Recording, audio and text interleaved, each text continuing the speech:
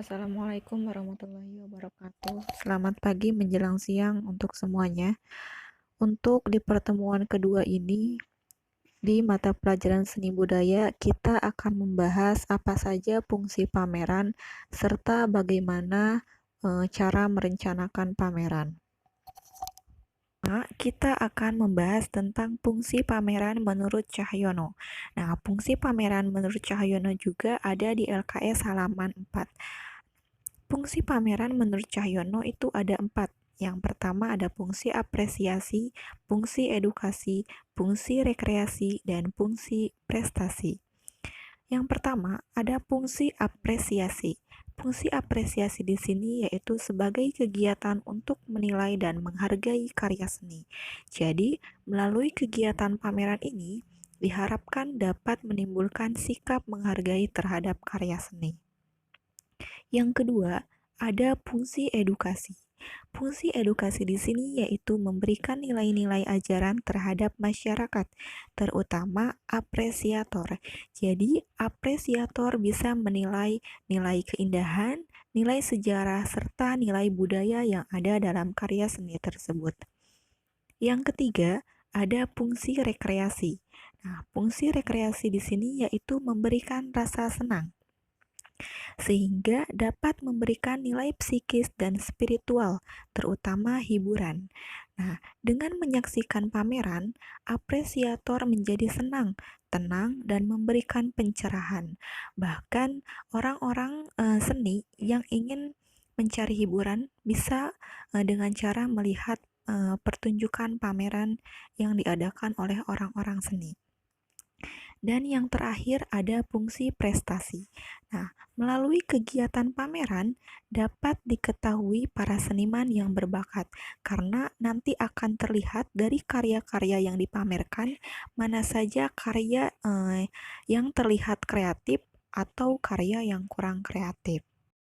Nah, setelah kita tahu apa saja fungsi pameran, untuk langkah selanjutnya yaitu kita harus tahu bagaimana cara merencanakan pameran. Rencana sebuah pameran perlu dirancang secara sistematis dan logis agar pada waktu pelaksanaannya berjalan dengan lancar.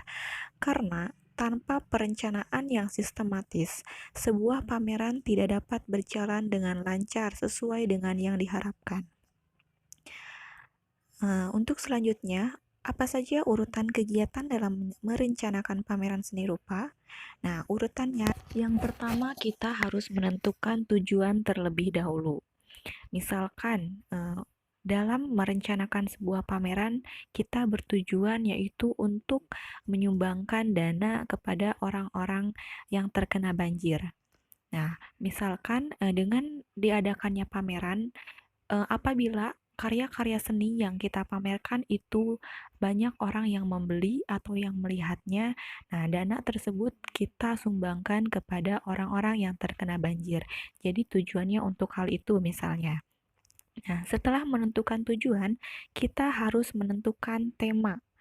Nah, menentukan tema karena tema di sini yaitu berfungsi untuk memperjelas tujuan yang akan dicapai. Dengan adanya tema dapat memperjelas misi pameran yang akan dilaksanakan. Setelah menentukan tema, kita harus menyusun kepanitiaan kegiatan.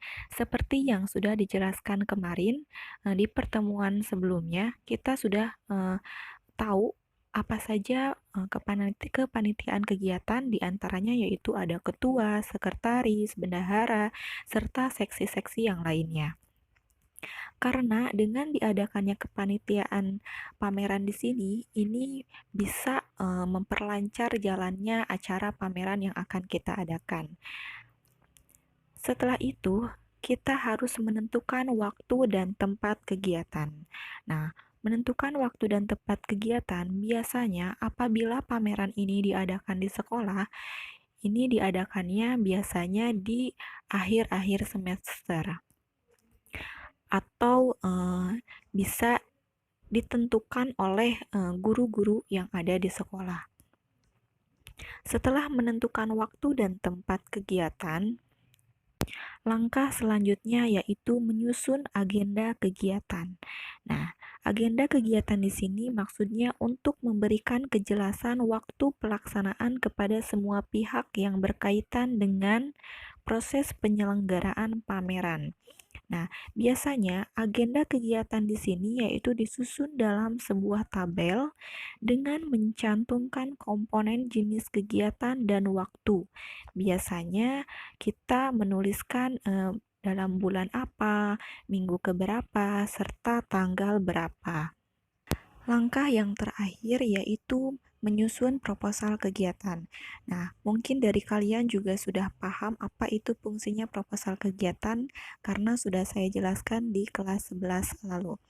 Nah, jadi fungsi proposal kegiatan yaitu misalkan bertujuan untuk mencari dana-dana atau mencari sponsor-sponsor untuk meramaikan acara pada pameran yang akan kita buat. Nah, jadi ketika kita ingin mencari dana, itu dibutuhkan adanya proposal. Jadi supaya orang-orang atau perusahaan-perusahaan yang ingin meramaikan acara kita bisa lebih jelas apa tujuan kita mengadakan pameran ini.